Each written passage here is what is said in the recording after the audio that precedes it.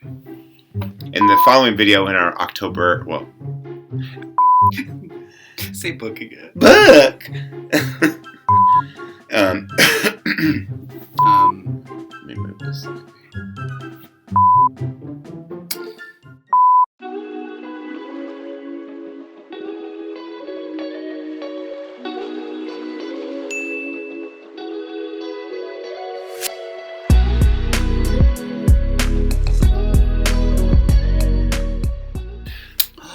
Hello. Hi. We're back. It's been such a long time. It has. We're very sorry about that. Welcome back to our channel. This is Shelf Possessed. I am David. And I'm Craig. Hi. We are here to do our October wrap-up a little bit late. And we're calling this kind of an unwrap up, right? Or an apology. Yeah. Really, an October apology. Yeah. Yeah. Sorry, spooky season, we failed you. Big time. Yeah, really big. We're going to talk about the books that we were attempting to read in October and kind of what happened a little bit and give you some insight into, probably more personal insight than book insight into what happened to us during October, which kind of explains our reading habits for October. And then just kind of talk about what, why this happened and, how we intend to get out of it. And then in the following video in our November TBR, we're going to hopefully be a little bit easy on ourselves and kind of pick some stuff that we hopefully will get through pretty quickly. And enjoy. Yeah. Yeah. So this is it. This is our October wrap-up, our October apology, our October unwrap up, if you will. And we're going to kind of start getting into the books. All right. Yeah. Go ahead. Well, I had picked 3 books for myself. I had picked Phoebe Wynne's Madam, Lindsay Faye's The King of Infinite Space, and then Slewfoot by Brom. And then my surprise TBR pick for October was Hocus Pocus by Jack Scapparo. That was David's pick for me from our vintage horror book haul. I can safely tell you that I got through about half of all of those books and I did not finish them. So I'm not going to grade them. I'm not going to review them. I'm not going to talk about how I felt about them because it's not really fair to the authors because I did not finish the book. And I feel like if you're going to review a book, you need to finish it. I will talk about what I thought as I read. And if I'm honest, I don't think that the contents of the book were the reason I didn't keep reading. Like, it's not the book's fault I didn't keep reading. October was a busy month for both of us, like very busy, like more busy than I've been in a very long time. To give some context, October was production month for my high school students. Were putting on a production of a play called Puffs, and we were in production. I'll throw up some photos so you can see what it actually ended up looking like. Very proud of it. Like, turned out really well.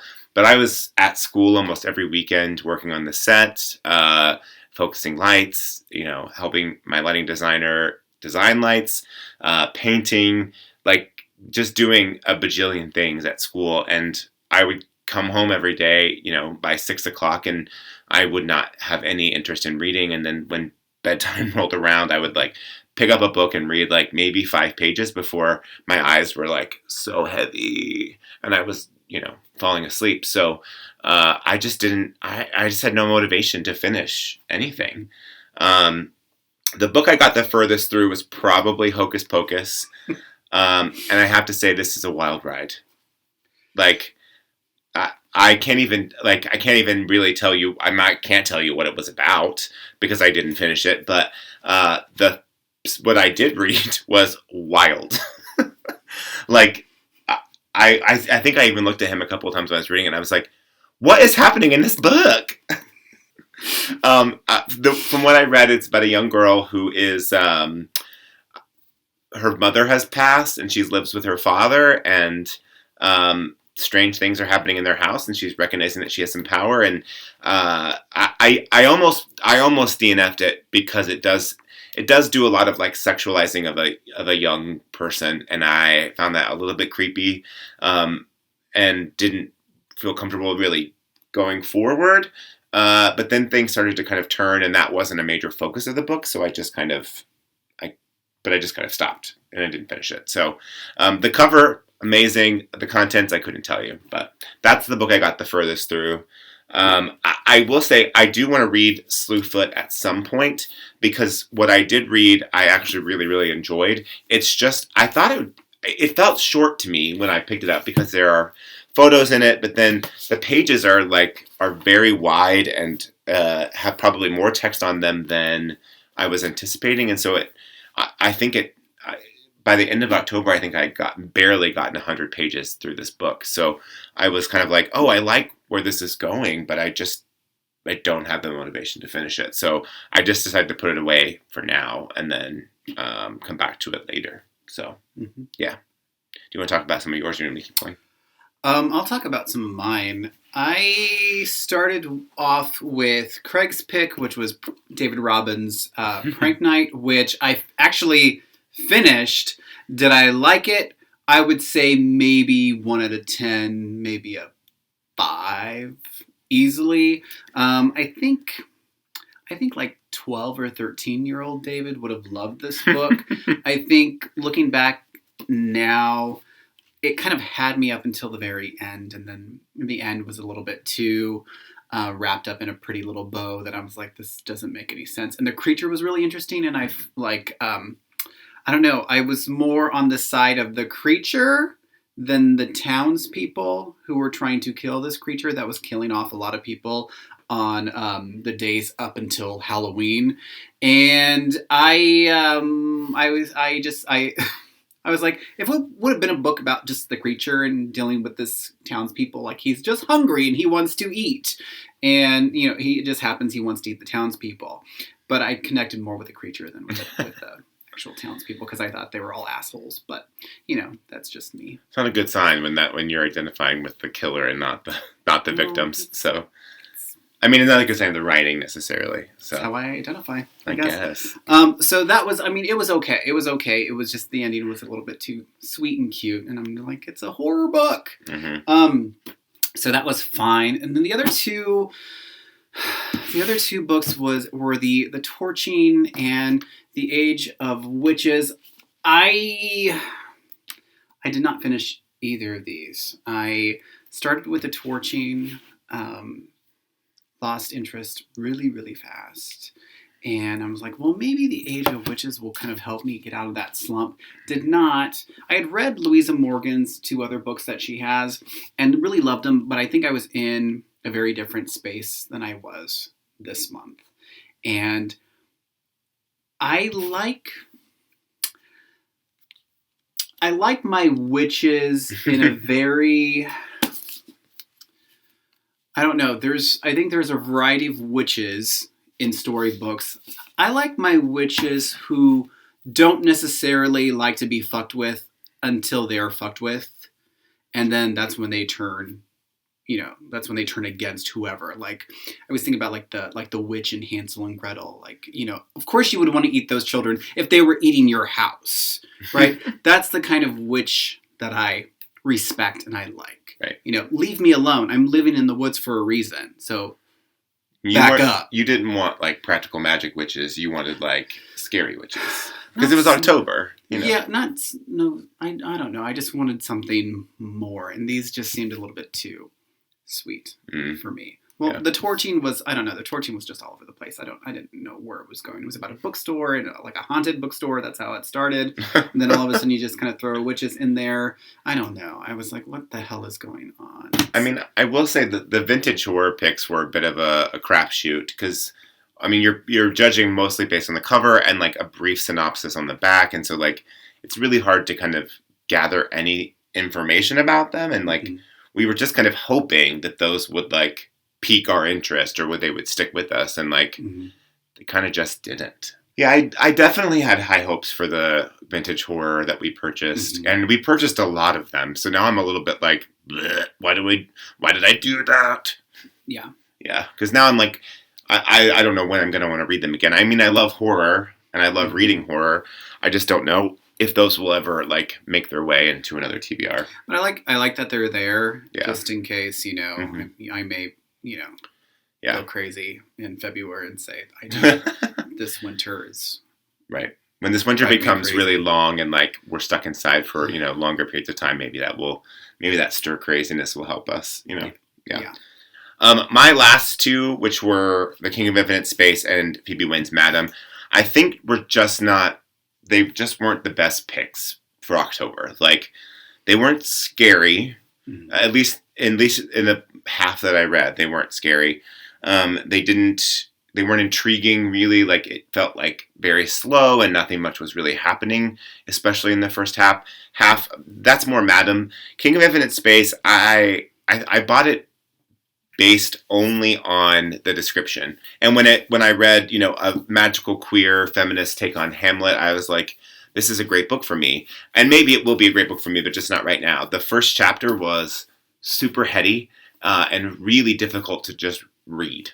Like, the language was really hard, and I think that's probably half of the reason why I just didn't pick it back up again. He can attest to this. I started with Hocus Pocus and was reading it, and then got bored and put it down, and then I picked up Slewfoot, and I got further through that, and then I got bored, and then I picked up King of Infinite Space, and I had a really hard time, so I put it down, and then I picked up Madam, and then Madam wasn't going anywhere, and so I was just like, I'm done. I can't do this anymore. Mm-hmm. So it was, nothing can make me feel more like a failure than not finishing a book. And I think this is something we should talk about too, is that I don't necessarily like TBRs. I know that they're great to like keep you accountable. Yeah. But I think for me, there's a sense of when we get to that last week of the month where it's like, oh shit, like I still have 3 more books to read. Right. And then you feel guilty when you don't. And I think, when we started this channel, we kind of agreed that we weren't going to bullshit the audience and say if we didn't read anything, we weren't going to rate them or, review them anyway. So I felt a lot of guilt this month, but I also did not, because I was also reading other stuff that wasn't on my TBR list, which I was really happy about. Well, you got a lot more read than what you had planned to read. Yeah, I just didn't read those books.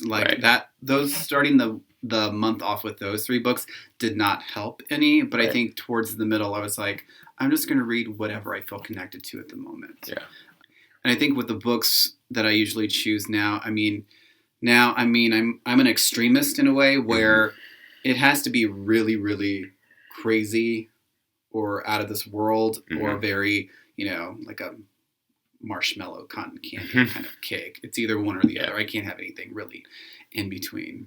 Well, and I definitely feel that. The TBR, the aspect of the TBR that I really like is the accountability, right? Is the ability to say, okay, I'm going to read these, but the problem with that is like your mood shifts and your mood changes. And if the books that you happen to pick just don't vibe with the mood, or you're too busy to finish, 4 books, then we shouldn't feel bad. These books aren't going anywhere. They're going to live on in our bookshelf, and eventually we'll pick them up as we have done, and we've actually been really good about not buying new stuff. Like, I don't think we bought anything new in October.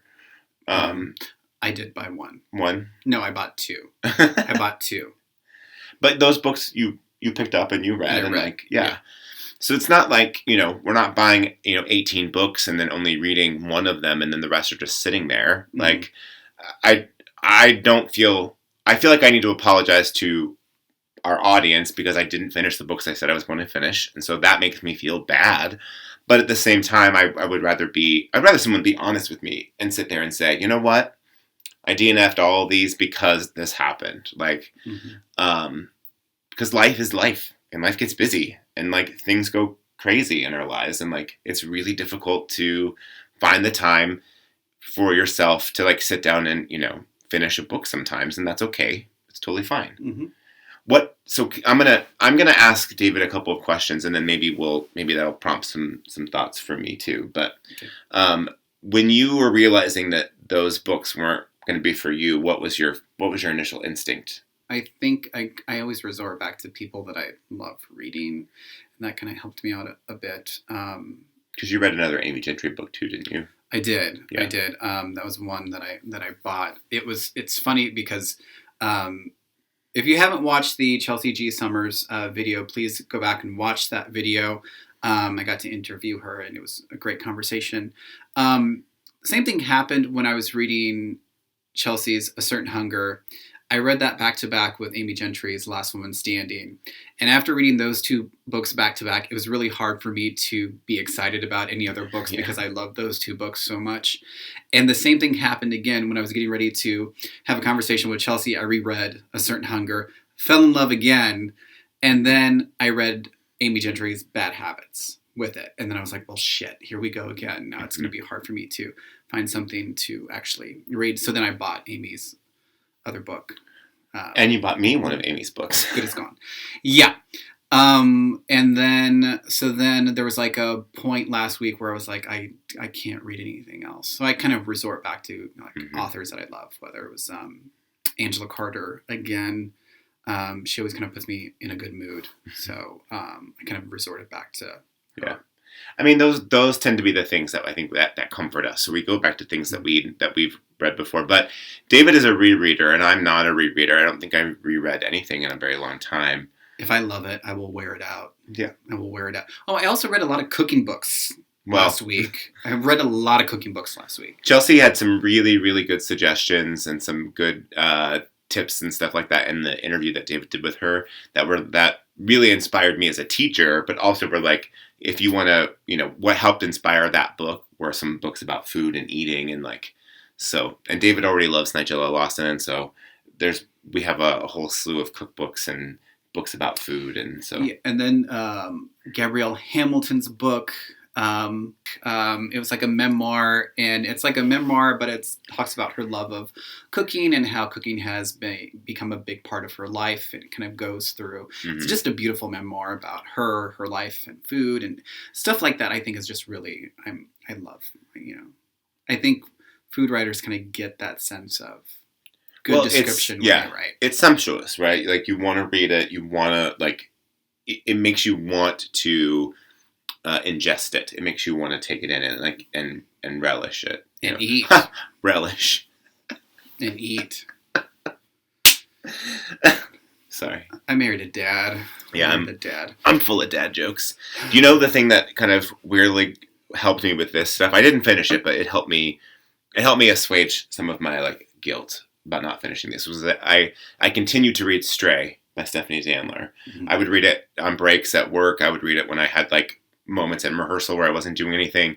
I would sit there and I would pick up and just read another quick chapter or a couple pages. And I haven't finished it yet, but I did get further through it than I had been. And so that book helped me quite a bit. So if you're having a reading slump, you should read Sweet Bitter first of all. Sweet Bitter was literally chef's kiss. Also about food. Chef's kiss because it's about a restaurant. God. Okay. Sorry. You don't find me funny anymore, do you? I do. I still do. Well, that October was rough, and I think we can both agree that I think we had a lot of really high expectations going into this month. We both love October. We love spooky season. We love horror. We love being scared. And we had a lot of big expectations when it came to the books that we picked. And I think we both kind of let ourselves down a little bit. I also have a problem with feeling like I should be doing something or I'm being told to do something because I want to do the opposite. Fight against that. Yeah. And I think I did a lot of that every time I would walk into the bedroom and see those books near my bed. I'm like, I don't want to do it. Mm-hmm. I don't want to do it. I'd rather read this. Yeah. So it just felt like a bunch of hands pointing at you every time you walked in and saw it. It was like you need to read this. And it's just, I'm like, I want to read before I kind of commit to anything. I want to read the first chapter because if I can't get past that first chapter, then I don't care. I don't really care. And I just want to kind of throw it away. And I don't want to keep doing that. Yeah. Because I did that. Well, I kind of got through a lot of the books in September, but this month I thought this month was going to be really great. Yeah, I did September too. was so bad. But, and see, I had a good September. I really did. And so I was like, well, I got some steam. I'm ready to go. I'm excited about these books. And so I was like, this is going to be great. And my steam just slowly dissipated. So it's funny that you mentioned the first chapter thing, because one of the big things that I want to do is pick a stack of books for each other. And we each have to read the first chapter of each one and give our thoughts on the first chapter, and if it's something that we want to continue reading. I think that would be a really, really interesting video. I would rather do that than a TBR. Yeah. And then just see what kind of sticks to the wall. Yeah. So maybe this month, maybe November. And then maybe like when we do a wrap up, it's like almost a surprise of which books did they actually read. Right. I think that's better. So comment down below. Would you be interested in that video? Like taste test of all the first chapters of a giant stack of books? Yeah. Just to see what we like and what doesn't stick, you know? It'd be interesting. So, well, we're not going to put up any report cards because it's not really fair to the books and the authors to grade them if we didn't finish them.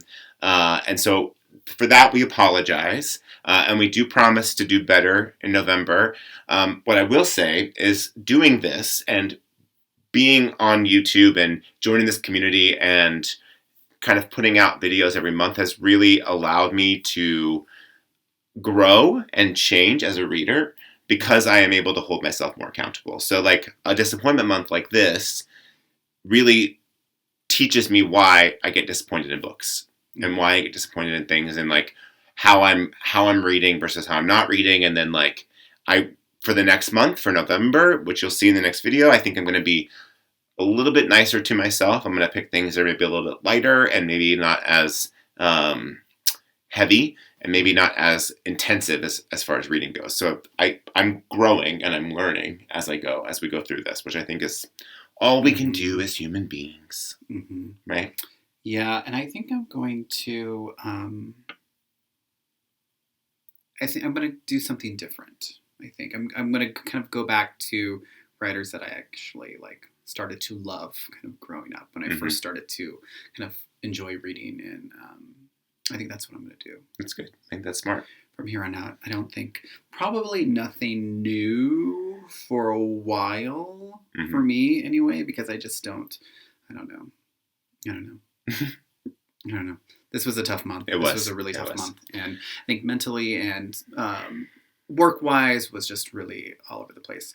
I will say, besides this, though, I'm really proud of all that we did this month and what we got through and what we were able to create. Like, I was infinitely proud of my kids and their show and, like, what they put on stage and the work that we did behind the scenes. Like, when I walked away from that made me feel better about not finishing these books because in reality that was more important in my life at the moment than these books were. So I felt good about that after the show was over and I was able to, to look back and say that was good. And I was proud of them.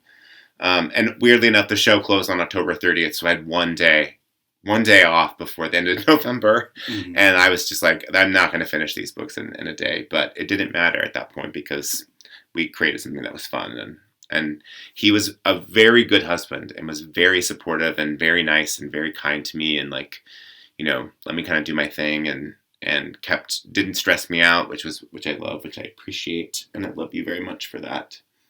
So thank you. And thanks for coming to see the show and thanks for laughing at it. I did. I loved it. I sat with a group of dads. Yeah.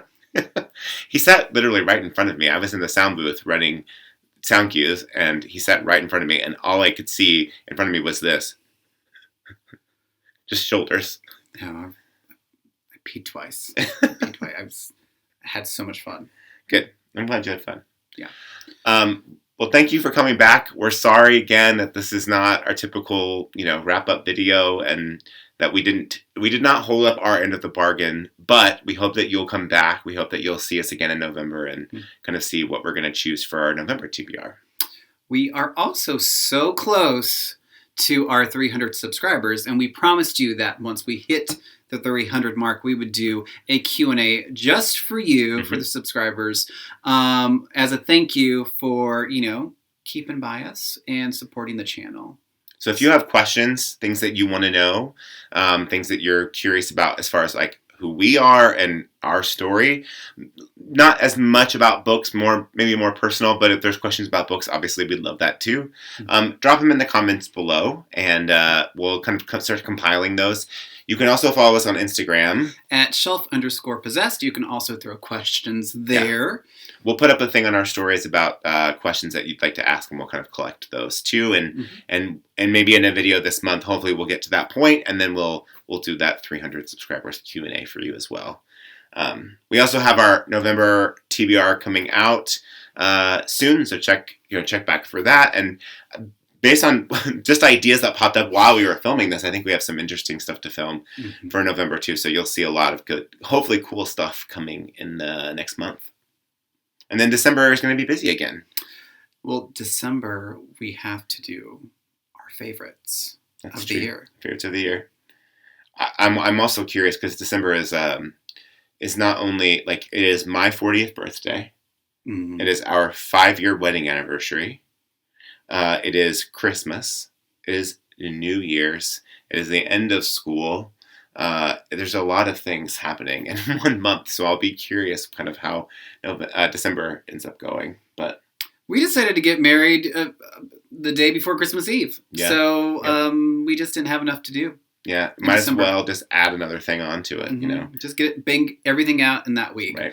Birthday, anniversary, holiday, Christmas, all of that. So you'll get to see hopefully some vlogs about our experience in December as we, hit some milestones in our lives, and then hopefully pick some good books to go along with that. So thank you for coming back. Thank you for joining us again. I'm Craig. And I'm David. And we are Shelf Possessed, and we will see you next time.